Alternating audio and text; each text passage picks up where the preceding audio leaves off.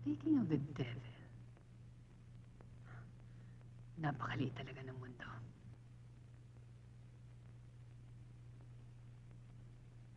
Kailangang matigil ang pagkikita ng dalawang yan. Siguro mabuti isama ko si Christine sa lahat ng mga lakad ko habang bakasyon siya. O kaya, i-enroll ko siya sa isang summer course. Mas mabuti pa nga siguro.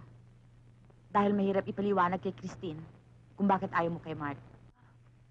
Mom, Mark bought 2 tickets for the concert tonight, oh. Good seats, front seats, oh. Go. It's nice. Yeah, front seats, it's, hard to get, but we got. Tonight? Yeah, tonight. Nice, I'll go, no? No. No, not tonight. I'm sorry, Iha. Pero sumagot na kasi ako sa tita Amanda mo eh. Meron siyang cocktails mamaya. Sabi ko, pupunta ako.